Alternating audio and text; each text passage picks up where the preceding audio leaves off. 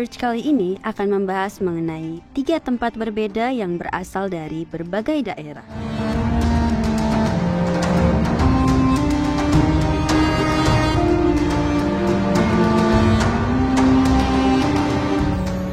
Salah satu tempat yang akan dibahas adalah Gereja Kristus Raja Pagal, Nusa Tenggara Timur.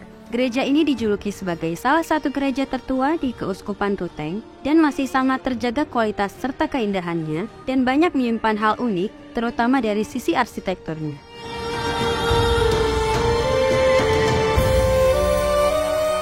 Tempat selanjutnya yang akan dibahas di dalam episode ini adalah Gereja Santo Fransiskus Asisi Karot, Nusa Tenggara Timur.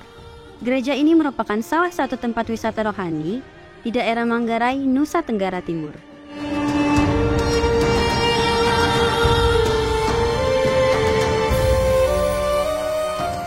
Tempat terakhir yang akan dibahas adalah Rumah Doa Yatenok yang dibangun dari tahun 1970 yang sampai sekarang masih dipakai para umat Kristen untuk berkumpul dan berdoa bersama yang berada di Desa Yatenok, Papua.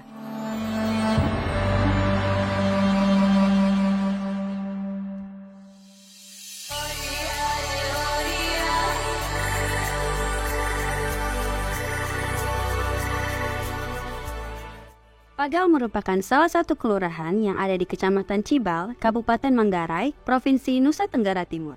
Kelurahan ini merupakan satu dari 27 desa dan kelurahan yang berada di Kecamatan Cibal.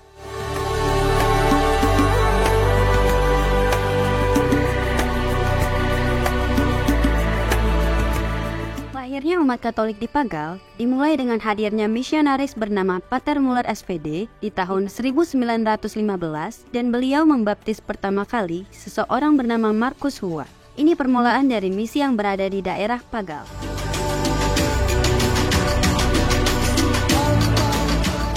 Sejak 1915, SPD melayani daerah Pagal sampai pada tahun 1956. Dan pada tanggal 8 April 1956, pelayanan ini beralih kepada Ordo OFM.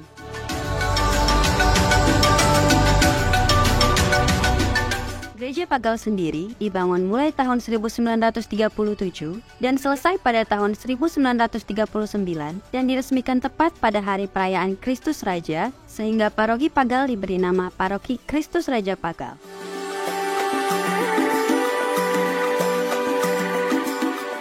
Pembangunan ini dicetuskan oleh para misionaris SPD dan bekerja sama dengan umat Pagal saat itu, serta dibantu seorang arsitek yang merupakan seorang bruder SPD yang bernama Bruder Alfredus.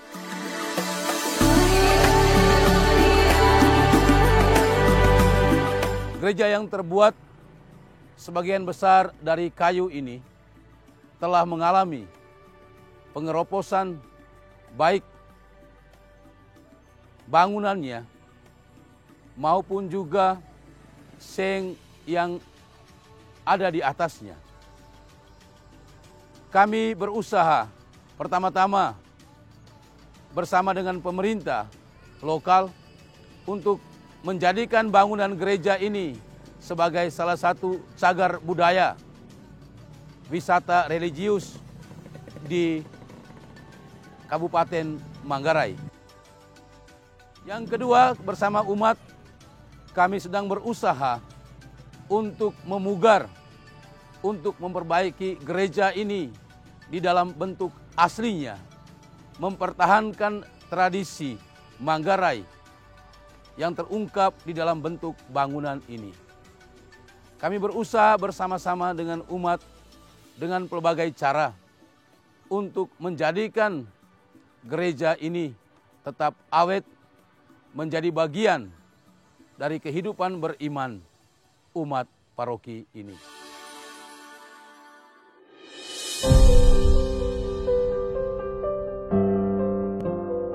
Bentuk bangunan gereja Pagal sendiri memadukan bentuk bangunan Eropa dan bentuk bangunan lokal Manggarai.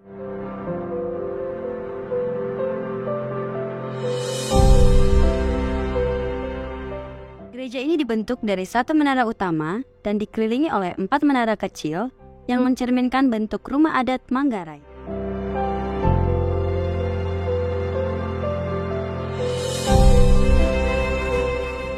Makna dari bangunan gereja pagal ini adalah sebagai rumah bersama yang dapat menembus perbedaan suku yang ada, sehingga seluruhnya dapat bersatu dan bersama di bangunan gereja sebagai rumah Allah.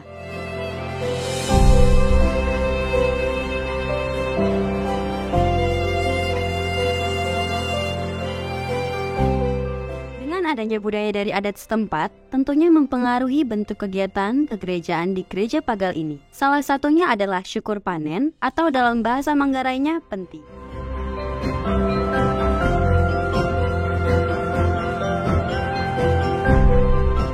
Perayaan ini menjadi pertemuan antara gereja dan budaya lokal di Manggarai dalam memahami dan menghayati relasinya dengan Allah serta relasinya dengan alam. Gereja masuk untuk menyadarkan masyarakat untuk bersyukur atas pangan yang diterima melalui alam sekitar.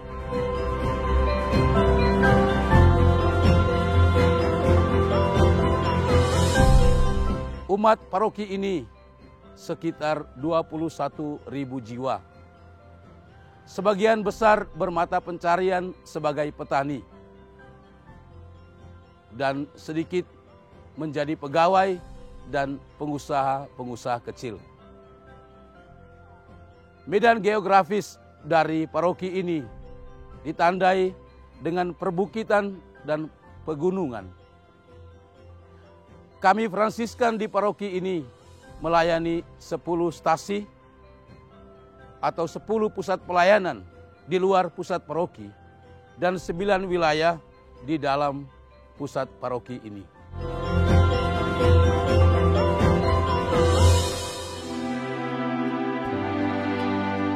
Dan satu hal yang kami usahakan di dalam pelayanan kami adalah bekerja sama dengan Ekopastoral Fransiskan untuk membangun spirit ekologi di dalam kehidupan umat dengan mengusahakan secara sederhana tindakan-tindakan konkret seperti pohon sakramen. Setiap orang yang menikah dalam tanda petik kami wajibkan untuk menanam pohon di kebun-kebun milik gereja atau juga di kebun milik mereka sendiri. Atau anak-anak yang menerima komuni pertama, kami wajibkan untuk menanam bibit pohon di kebun mereka atau di kebun milik gereja. Dengan demikian, mereka disadarkan untuk mencintai dan melestarikan alam yang adalah saudara bagi manusia.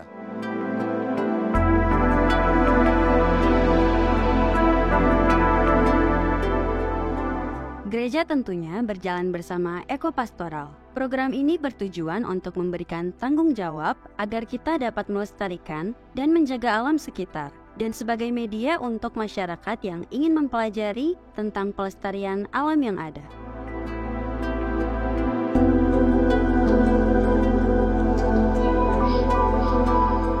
Sejak 2015, Persaudaraan Fransiskan mengutus saya ke sini untuk bersama orang-orang muda atau para staf untuk berjalan bersama mengembangkan spiritualitas pertanian ekologi yang dimulai sejak tahun 2002. Ekopastoral ini sebagai salah satu bidang dari GPIC OFM, secara khusus kesaksian dan pelayanan pastoral tentang merawat dan menjaga keutuhan ciptaan.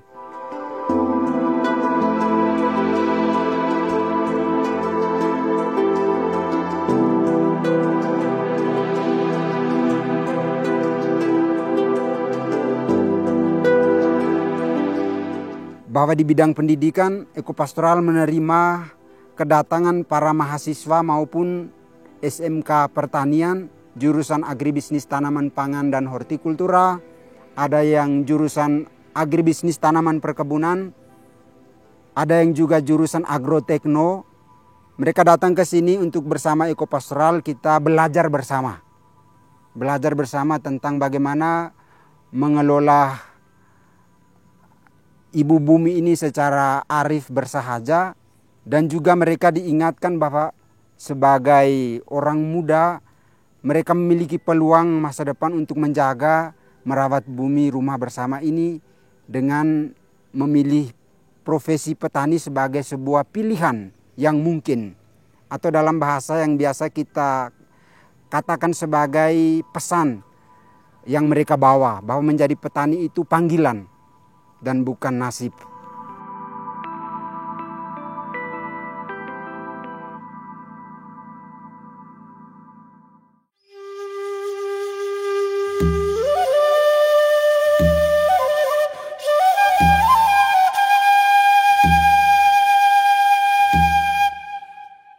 Paroki Karot berada di wilayah Keuskupan Ruteng, Manggarai, Flores Barat.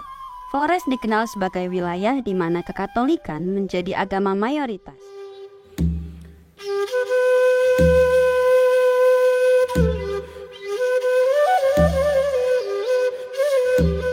Perkembangan agama Katolik di wilayah ini dimulai pada awal abad ke-20.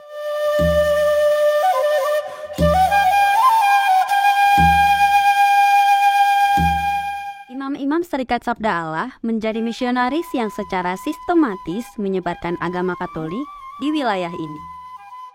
Mereka melanjutkan misi yang dilakukan oleh imam-imam Yesuit.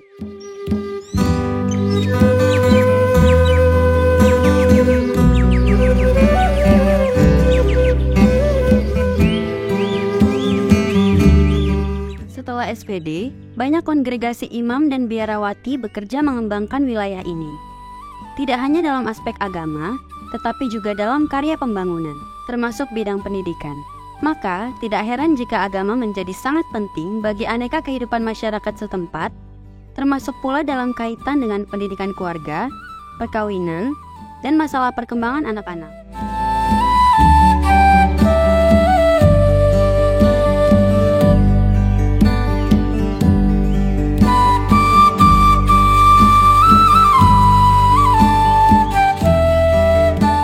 Paroki Santo Fransiskus Assisi Karot terdiri dari pusat paroki dan 2 stasi dengan jumlah umat kurang lebih 11.000.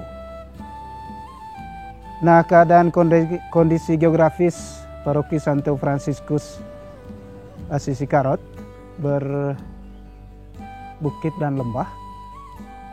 Lembah hanya di stasi Kendah.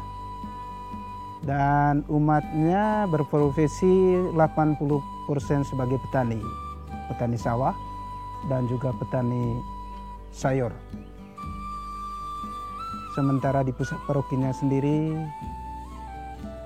setengahnya berprofesi sebagai petani, setengahnya berprofesi sebagai pegawai negeri, sebagai guru, juga kerja di pemerintah.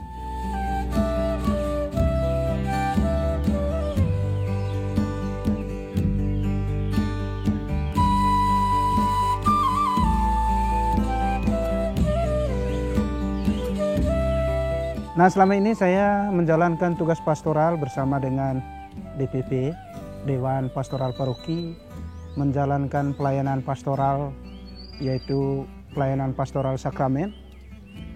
Selain itu juga pelayanan pastoral untuk anak-anak, anak sekami, misdinar, dan juga pelayanan pastoral untuk anak-anak muda, OMK, dan juga yang baru dibentuk itu adalah kelompok KOR anak muda dari Paroki Karot ini. Selain itu juga dijalankan program pastoral untuk orang-orang sakit. Tahun ini kami sudah menjalankan misa untuk orang-orang sakit, misa penyembuhan. Dan juga setiap hari Minggu ada kunjungan orang sakit yang dibantu oleh para suster, biarawan-biarawati yang berkarya di Paroki Santo Fransiskus Assisi Karot ini.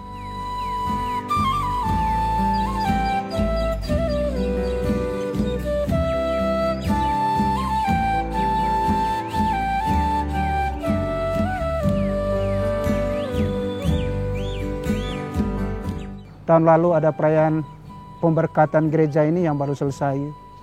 Itu juga 80% selesai karena partisipasi umat, swadaya umat. Dan juga perayaan pemberkatannya itu dilaksanakan bersama-sama oleh seluruh umat. Jadi perayaan itu adalah perayaan umat. Demikianlah juga dengan perayaan Tabisan yang baru selesai ini. Sebagai ungkapan syukur umat Paroki Karot atas selesainya gereja, atas berkat Tuhan. Dan itu juga partisipasi dari umat. Dan konsep kita adalah perayaan Tabisan untuk imam ini adalah perayaan umat. Sehingga seluruh umat diikut sertakan dan dilibatkan dalam proses perayaan ini sehingga berjalan dengan lancar dan sukses. Kita mau menggali nilai-nilai budaya yang memiliki nilai spiritual, nilai Kristiani. Dan dengan itu kita mau menggabungkan nilai spiritual, nilai religius, nilai gereja dengan nilai-nilai budaya yang ada. Dengan demikian kehadiran Fransiskan ke depan akan mengakar kuat dalam budaya dan juga dalam konteks kehidupan beriman umat di sini, yaitu umat yang berprofesi sebagai petani.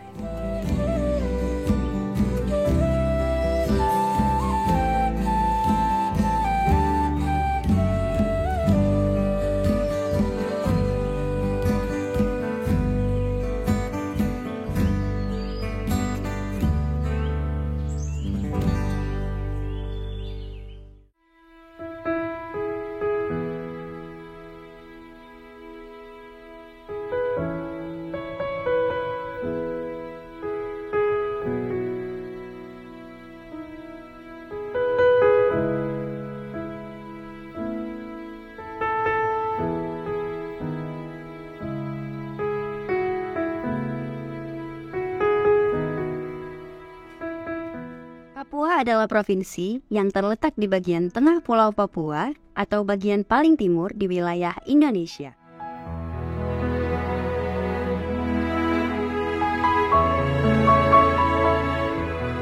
Provinsi Papua memiliki 29 kabupaten, salah satunya adalah Kabupaten Tolikara.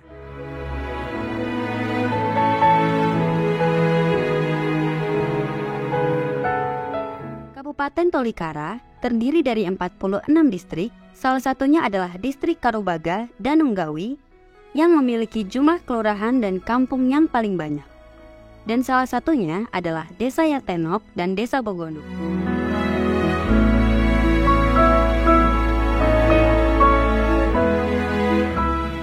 Pada tahun 1960-an, seorang misionaris John Decker datang ke Matakali Toli, Kabupaten Tolikara.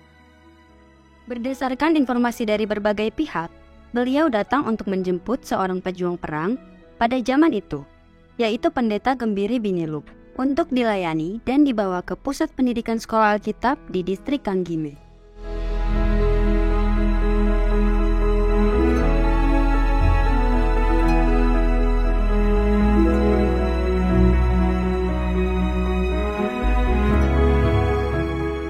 Setelah 3-4 tahun belajar Alkitab, Pendeta Gembiri Biniluk diutus untuk pertama kali menjadi pendeta di Desa Bogono dan mendirikan rumah doa di Yatenok.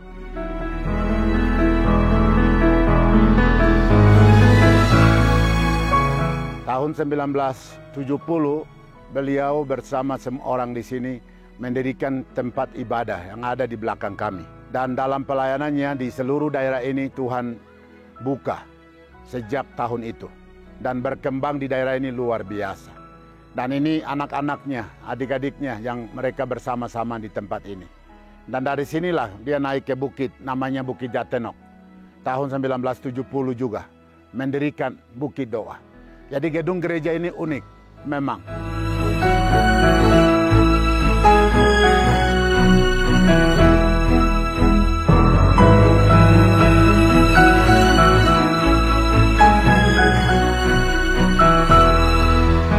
Dan lihat ini juga perjuangan bapak saya dari kali di bawah bersama dengan anak buahnya.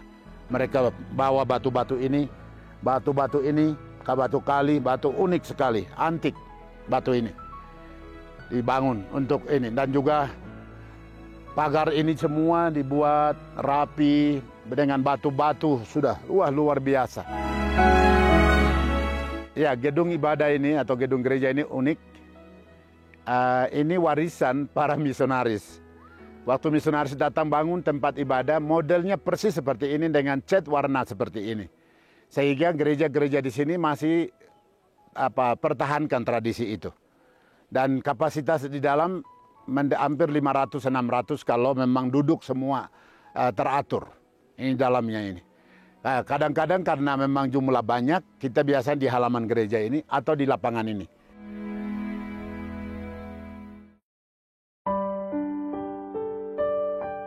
Pada tahun 2017, Rumah Doa Yatenok didirikan kembali di lokasi yang lebih luas dan struktur bangunannya berlapiskan kayu. Untuk membawa bahan bangunan yang digunakan, jemaat harus membawanya dengan cara berjalan kaki 3 hingga 4 jam melalui medan yang cukup sulit.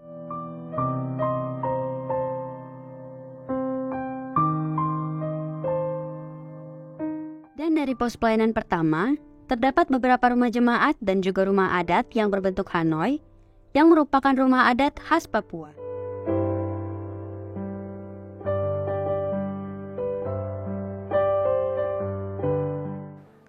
Di sini memang kita bisa lihat ada rumah-rumah seng dan lain-lain. Itu semua usaha dari masyarakat.